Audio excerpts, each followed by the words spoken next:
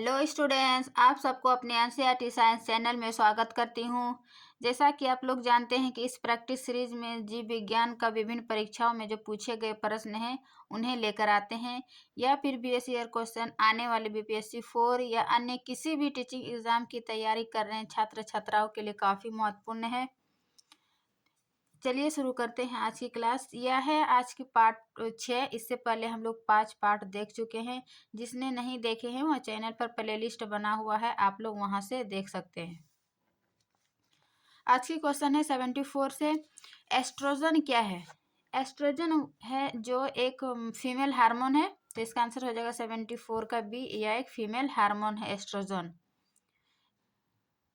फिर है 75 का, गाय और भैंस के थानों में दुग्ध उत्पादन के लिए किस हार्मोन की सुई लगाई जाती है? तो इसका आंसर हो जाएगा ऑक्सीटोसिन।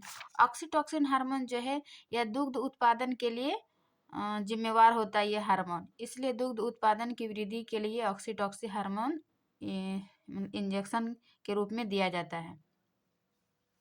वही सोमेटोट्रोपिन जो है यह वृद्धि हार्मोन होता है।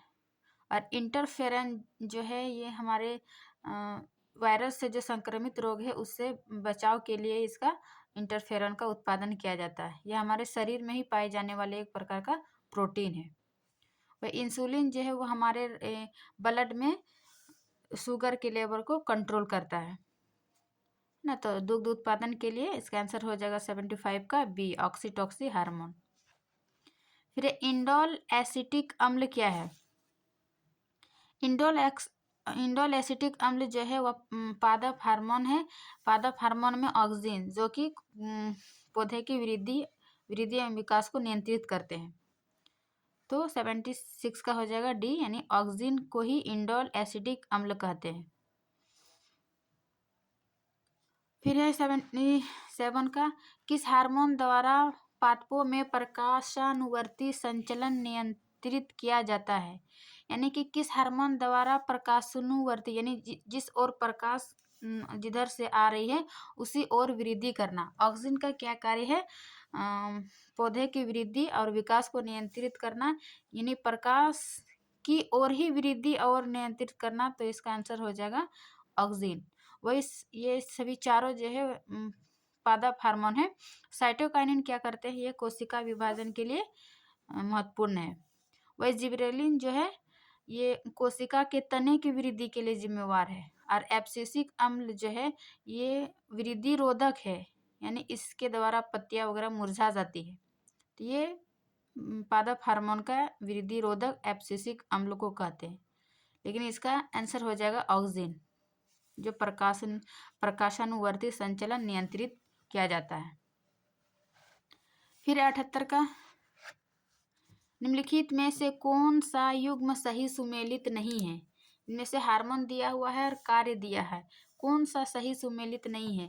जैसे कि इंसुलिन क्या करते हैं? जो हमारे रक्त शर्करा का नियंत्रण करता है, यानी जो हमारे ब्लड में जो शुगर होता है उसको कंट्रोल किया जाता है, तो ये बिल्कुल सही है। फिर है दूसरा मेलाटोनिन क्या करता है? ये निद्रा का नियंत्रण करता है ना, नींद से संबंधित। वही ऑक्सीटोसिन हार्मोन जो अभी हम देखे कि स्तन ग्रंथि से दुग्ध का निस्तारण, यानी ये दुग्ध उत्पादन के वृद्धि करते हैं, तो ये भी सही है। गैस्ट्रिक जो है रक्तचाप का नियमन, गैस्ट्रिक रक्तचाप का नियमन नहीं कि गैस्ट्रिक नाम से ही पता चलता है कि हमारे पाचन में मतलब हेल्प करता है, जो कि हमारे आमाशय में पेट के अंदर आमाशय में जो एचसीएल हार्मोन है उसके स्राव में वृद्धि बढ़ाने में हेल्प करता है, जिसके फलस्वरूप पाचन में सहायता होता है ये गैस्ट्रिन। तो इस यहाँ पे पूछ रहा है कौन सा युग्म सही सुमेलित नहीं है, तो इसका आंसर हो जाएगा डी, यही सही सुमेलित नहीं है, बाकी तीनों सही है। फिर 79 का, कि निम्नलिखित में से कौन से युग्म सुमेलित है? नीचे दिए गए कूटों से सही उत्तर का चयन कीजिए। जैसे कि जेंटामाइसिन क्या है? यह एक एंटीबायोटिक या एक्रीफ्लेविन प्रतिरोधी, सल्फोनल निषेचक या फिर फिनेसिटिन प्रतिरोधी। तो इसका आंसर हो जाएगा एक और दो। ये जेंटामाइसिन जो है ये एक एंटीबायोटिक के रूप में कार्य करता है, जिसका उपयोग बैक्टीरिया या किसी भी प्रकार के संक्रमण के इलाज के लिए इसका जेंटामाइसिन एंटीबायोटिक का उपयोग किया जाता है। वही एक्रीफ्लेविक जो है यह एक प्रतिरोधी यानी कि एंटीसेप्टिक है, जो कि सूक्ष्म जीवों को मारने या फिर उनकी वृद्धि को रोकने के लिए इसका उपयोग किया जाता है। जैसे कि हम लोग डेटॉल वगैरह यूज़ करते हैं, तो यह एक एंटीसेप्टिक है ना। तो 1 और 2 सही है। बाकी जो सल्फोनेल निषेचक जो है, तो ये सल्फोनेल जो है, जो हमारे हाथों और पैरों में फ्रैक्चर जब हो जाती है, तो उसको मांसपेशियों के ऐंठन को नियंत्रित करने के लिए ये सल्फोनेल का यूज़ किया जाता है। और फिनेसिटिन जो है ये एक एंटीसेप्टिक नहीं है। तो इस प्रकार इसका सही हो जाएगा। जेंटामाइसिन एक एंटीबायोटिक है और एक्रीफ्लेविक ये प्रतिरोधी है यानी एंटीसेप्टिक है। यानी 79 का हो जाएगा ए। 1 और 2 सही है। फिर है 80 का, निम्नलिखित में से कौन सा युग्म सही सुमेलित नहीं है। यहाँ पर यौगिक दिया हुआ है, उसका वर्गीकरण दिया है। कौन सा यौगिक किस वर्गीकरण के अंतर्गत आता है, सही नहीं है। जैसे कि सैक्रिन, सैक्रिन जो है कार्बोहाइड्रेट या फिर adrenaline hormone, thiamine vitamin, keratin protein. Saccharin जो है यह एक कार्बनिक यौगिक होता है, जो कि मतलब इसमें कृत्रिम मिठास का आभास होता है। इसमें कृत्रिम मिठास होता है, लेकिन इसमें कोई ऊर्जा नहीं होता है। यह चीनी से लगभग 550 गुना अधिक मीठी होती है, यानी 550 गुना अधिक मीठा होता है ये सैक्रिन, लेकिन कार्बोहाइड्रेट नहीं है, इसीलिए ये ऊर्जा नहीं देती है। यह कृत्रिम मिठास का मतलब आभास कराता है।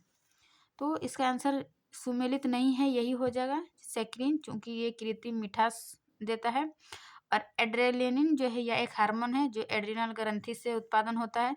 फिर है थायमिन, थायमिन यानी विटामिन बी का रासायनिक नाम है, तो ये विटामिन हो जाएगा। किरेटिन जो एक प्रकार के प्रोटीन है, जो हमारे बालों और नाखूनों में पाई जाती है, किरेटिन नामक प्रोटीन। इस प्रकार इसका सही हो जाएगा ए। फिर है 81 का, अग्नाशय को पाचक रस के उत्पादन के लिए उत्तेजित करने वाला हार्मोन निम्न में से कौन है। तो जो अग्नाशय से हमारे जो पाचक रस निकलता है, उसको उत्तेजित करने वाले हार्मोन पूछ रहा है, तो इसका आंसर हो जाएगा सिक्रीटिन। देखिए, सिक्रीटिन और सैक्रिन में कंफ्यूज नहीं कीजिएगा। सैक्रिटिन एक मिठास, कृत्रिम मिठास है, और वो सिक्रीटिन जो है वो हमारे अग्नाशय से जो पाचक रस निकलता है उसको उत्तेजित करने वाला एक हार्मोन है। फिर 82 का कि सॉरी, पित्तरस के विषय में निम्नलिखित कथनों में से कौन सा सत्य है, यानी पित्तरस के विषय में कौन सा सही है कथन पूछ रहा है। सबसे पहले ये जानते हैं कि पित्तरस जो है कहाँ से निकलता है, तो ये हमारे यकृत यानी लीवर से निकलता है और पित्ताशय में जमा होता है। यहाँ पूछ रहा है कि यह पित्ताशय में संश्लेषित होता है, नहीं, मतलब संश्लेषित मतलब निर्माण, तो यह लीवर में निर्माण हुआ, लेकिन पित्ताशय में क्या होता है, स्टोर होता है। तो सत्य कथन पूछ रहा है, यानी इसमें उपस्थित लवण जो है वो वसा का पायसीकरण करता है, ये बिल्कुल सही है।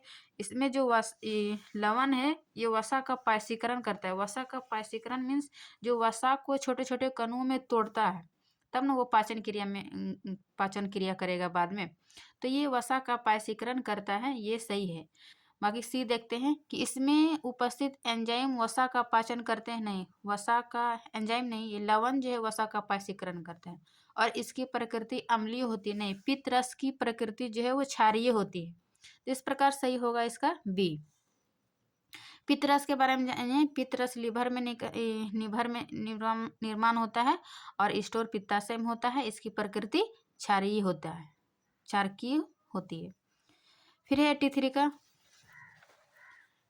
नीचे दो कथन दिए गए हैं, कथन ए और कथन आर। क्या है, मानव शरीर सेलुलोज के पाचन में सक्षम है। फिर है कथन आर, मानव शरीर में स्टार्च अपघटन एंजाइम डाइस्टेम विद्यमान रहता है। यानी मानव शरीर में सेलुलोज, तो सेलुलोज कहाँ पाई जाती है, जैसे पेड़ पौधे में। तो ये शाकाहारी जंतु जैसे कि गाय बकरी, इसमें सेलुलोज को पाचन करने में सक्षम होती है, क्योंकि उसमें जो एक्स्ट्रा आमाशय 2 आमाशय पाया जाता है, जिसको रूजिमेंट, हम क्लास 7 में या क्लास 6 में इसका डिटेल लेक्चर देखे, सेलुलोज के पाचन में जीव जंतु कैसे महत्वपूर्ण भूमिका निभाते हैं। तो हम मानव सेलुलोज का पाचन नहीं कर पाते हैं, सही है बिल्कुल। मानव शरीर में सेलुलोज के पाचन में असक्षम है ना। सही है। फिर मानव शरीर सेलुलोज का क्यों नहीं पाचन कर पाते? क्योंकि जो हमारे शरीर में हम क्या पाचन करते? स्टार्च। तो शरीर में स्टार्च अपघटन एंजाइम डाइस्टेम विद्वान रहता है, यानी ये भी सही है। दोनों कथन सही है और कथन आर भी जो है ए का नहीं, हाँ दोनों सही है, लेकिन कथन आर आर जो है वो ए का स्पष्टीकरण नहीं करता है, यानी इसका आंसर हो जाएगा 83 का बी। ए तथा आर दोनों सही है, किंतु आर जो है ए का सही स्पष्टीकरण नहीं करता है। फिर 84 का क्या है? वृक्क से मूत्र की मात्रा का निस्तारण नियंत्रित करता है। कौन सा हार्मोन जो है वो हमारे वृक्क से मूत्र की मात्रा को कंट्रोल करता है, यानी तो इसका आंसर हो जाएगा एडीएच। एडीएच हार्मोन जो है इसका फुल फॉर्म होता है एंटी डायूरेटिक हार्मोन। ये क्या करते हैं? जो हमारे शरीर में पानी की मात्रा जो होता है, पानी की मात्रा को कंट्रोल करता है ये एडीएच हार्मोन। तो जो हमारे मूत्र में कितनी मात्रा में पानी आ रहा है, कितना सही होना चाहिए, तो इसका कंट्रोल एडीएच हार्मोन द्वारा किया जाता है। तो 84 का डी। फिर 85 का कि यदि मूत्र में एल्ब्यूमिन आ रहा है तो ऐसे व्यक्ति के निम्न में से किस अंग के फेल हो जाने से पीड़ित होने की संभावना है ना। तो इसका आंसर हो जाएगा विरिक, क्योंकि एल्ब्यूमिन जो है वो रक्त प्लाज्मा में पाए जाने वाला एक प्रकार का प्रोटीन है जो कि विटामिन, एंजाइम और अन्य हार्मोन पदार्थों के शरीर के पूरे हिस्सों में पहुंचाता है। यह क्या करता है? इसका मूत्र परीक्षण में क्या होता है? एल्ब्यूमिन की मात्रा यदि कम हो तो किडनी या लीवर की बीमारी का संकेत होता है, लेकिन अधिकतर मतलब किडनी, यदि एल्ब्यूमिन की मात्रा मूत्र में कम हो जाता है तो सबसे अधिक किडनी या फिर थोड़ा बहुत लीवर का भी संकेत होता है, लेकिन पीड़ित होने की संभावना होती है। इसका हो जाएगा विरिक यानी किडनी, है ना। इसका मूत्र परीक्षण में किया जाता है एल्ब्यूमिन की मात्रा को। फिर 86 का कि विरिक शरीर का जैविक अंग है क्योंकि यह सहायक है ना। किडनी जो है वो हमारे शरीर का क्या है? एक जैविक अंग है, क्योंकि यह किसमें सहायक है?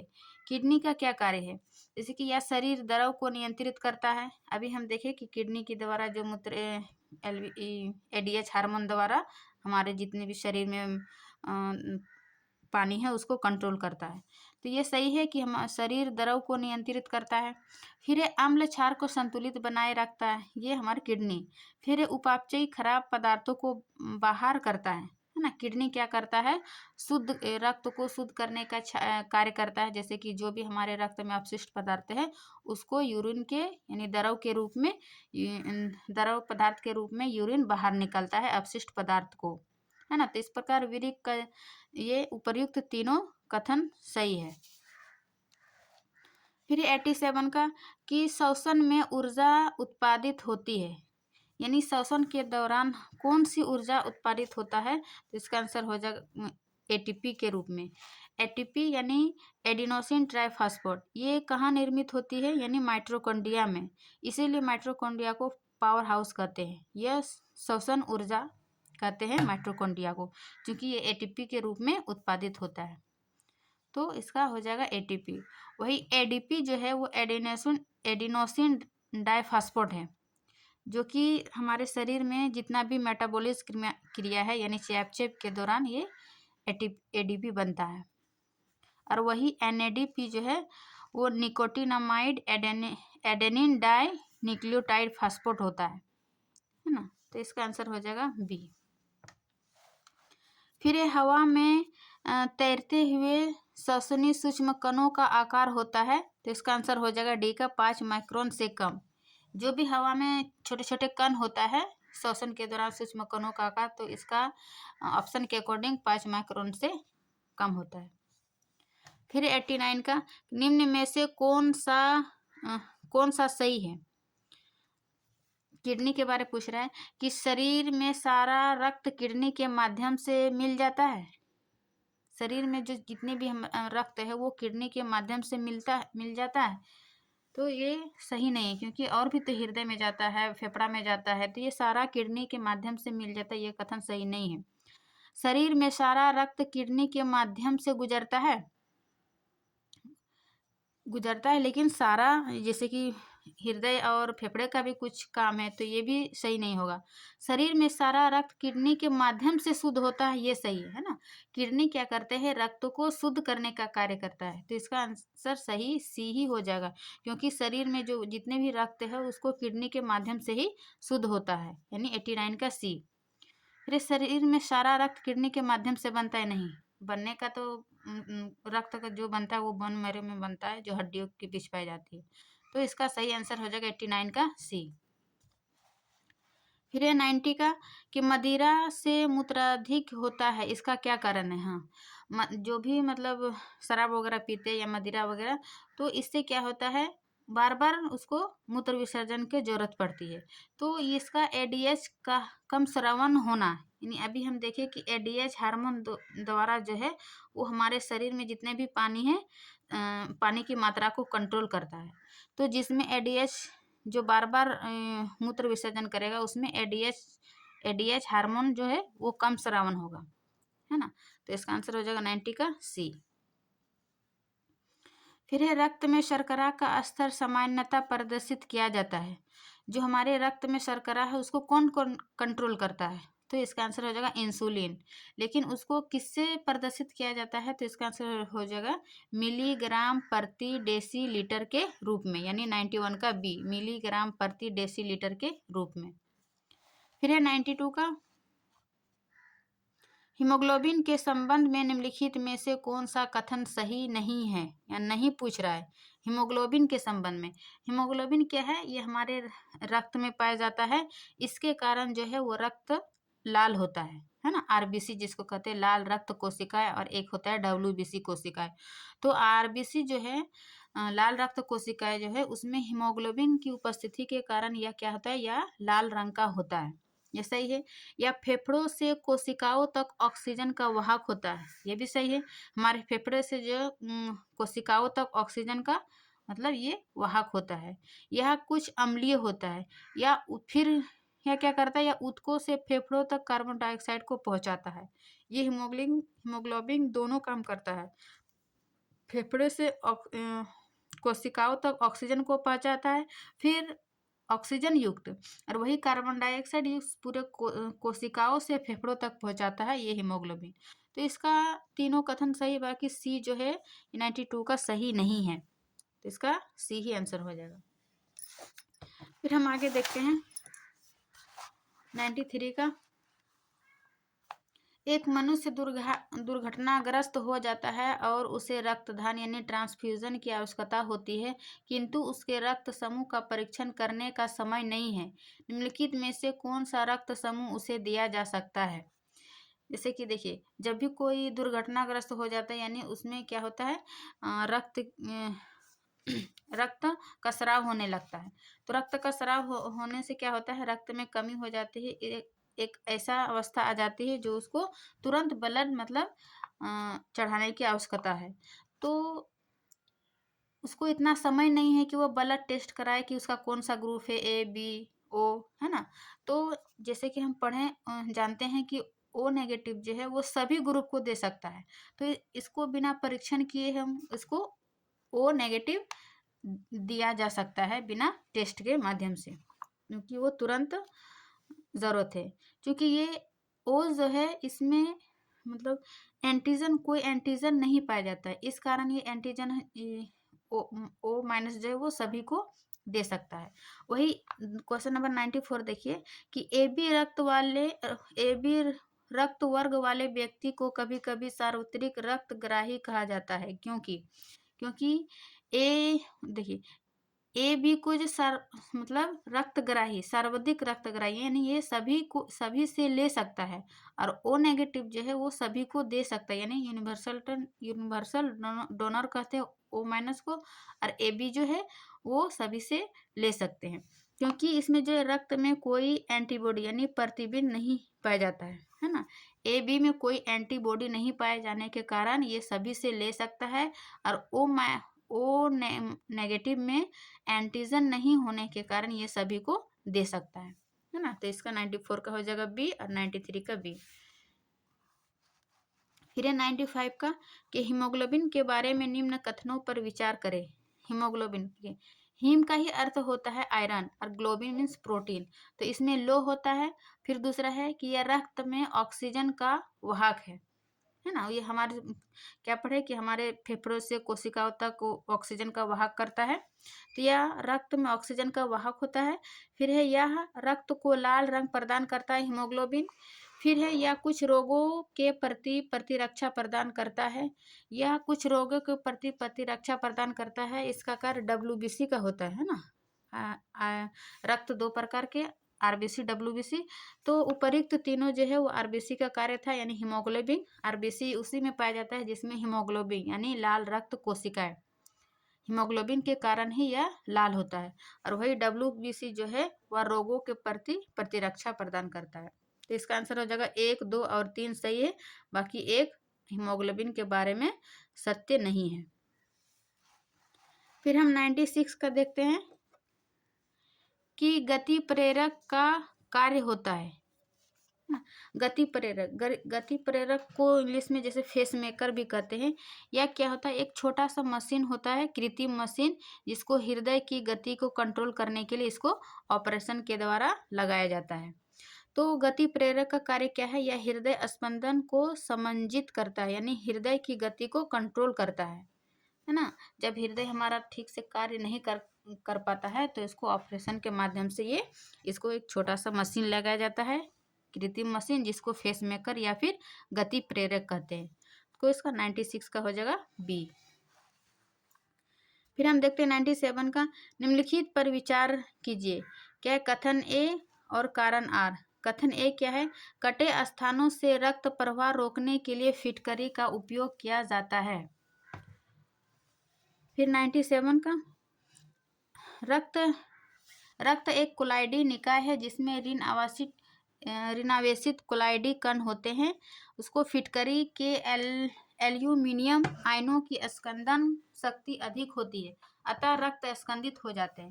नीचे दिए गए कूट का उपयोग करके सही उत्तर चुनिए, यानी इनमें से कौन सा उत्तर सही होगा। देखिए, जब कटे स्थानों से रक्त प्रवाह रोकने के लिए फिटकरी का उपयोग किया जाता है, ये सही है। लेकिन फिटकरी का उपयोग क्यों किया जाता है, इसका कारण आर में दिए गया है। क्योंकि फिटकरी जो है, फिटकरी के एल्यूमिनियम आयनों की स्कंदन शक्ति अधिक होती है, इसलिए यह क्या करते हैं, रक्त को स्कंदित कर देते हैं, यानी कि थक्का मतलब जम जाने का इसमें गुण पाया जाता है। तो इस प्रकार ये ए और आर दोनों सही है, और आर जो है ए की सही व्याख्या करता है, यानी 97 का हो जाएगा ए। फिर 98 का, किस देश के वैज्ञानिकों ने एक ऐसा कृत्रिम रक्त बनाया है जो प्लास्टिक रक्त की किस्म है, जिसे किसी मरीज को उसके रुधिर ग्रुप यानी किस्म पर विचार किए बिना दिया जा सकता है। तो इसका आंसर हो जाएगा ब्रिटेन ने ही यह कृत्रिम रक्त बनाया है, जो कि प्लास्टिक रक्त की किस्म है, जिसे किसी मरीज को उसके ब्लड ग्रुप का विचार किए बिना दिया जा सकता है।